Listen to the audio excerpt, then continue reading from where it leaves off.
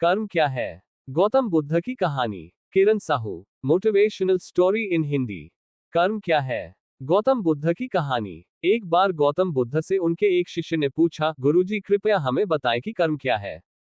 गौतम बुद्ध ने अपने शिष्य से कहा कि कर्म को समझने के लिए मैं तुम्हें एक कहानी सुनाता हूं। इस कहानी से तुम समझ जाओगे कि कर्म क्या है। बुलंदशहर का राजा घोड़े पर बैठकर अपने राज्य का भ्रमण कर रहा था। चारों तरफ भ्रमण करने के बाद वह एक दुकान के सामने आकर रुक गया।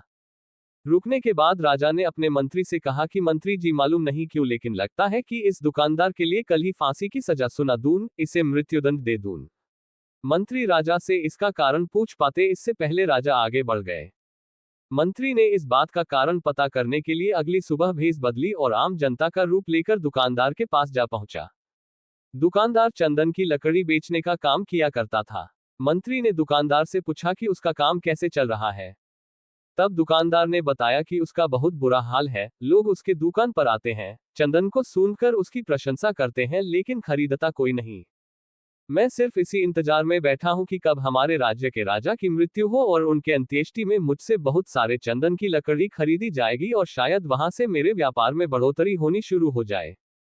मंत्री को सारी बात समझ आ गई कि यही वह नकारात्मक विचार है जिसने राजा के मन को भी नकारात्मक किया।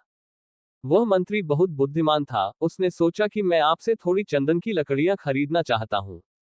यह सुनकर दुकानदार भी खुश हुआ और उसने सोचा कि चलो कुछ तो बिका। उसने चंदन की लकड़ी को कागज से लपेटा और अच्छी तरह पैकिंग करके वह लकड़ी मंत्री को दी। मंत्री अगली सुबह चंदन की लकड़ी लेकर राजा के दरबार में पहुंचे और राजा से कहा कि महाराज, वह जो दुकानदार है उसने आपके लिए तोहफे के रूप में चंदन की लकड़ी भेजी है। ये सुनते ही राजा बहुत खुश हुए और मन ही मन सोचने लगे कि मैं बेकार में उस दुकानदार के बारे में गलत बातें सोचा करता था। उसने चंदन की लकड़ी को हाथ में लिया, उसमें बहुत ही अच्छी सुगंध आ रही थी। राजा इससे बहुत ही खुश हुए और उसने दुकानदार के लिए मंत्री के हाथों सोने के सिक्के भिजवाए। उसी आम जनता का रूप लेकर मंत्री अगले दिन सोने के सिक्के के साथ दुकानदार के पास पहुंचा। दुकानदार बहुत खुश हुआ और उसने सोचा कि मैं राजा के लिए कितनी गलत बातें सोचा करता था, राजा तो बड़े ही दयालु है। ये कहानी जब खत्म हुई तब गौतम बुद्ध ने अपने शिष्यों से पूछा कि अब आप बताएं कि कर्म क्या है। शिष्यों ने उत्तर देते हुए कहा कि शब्द ही हमारे कर्म है।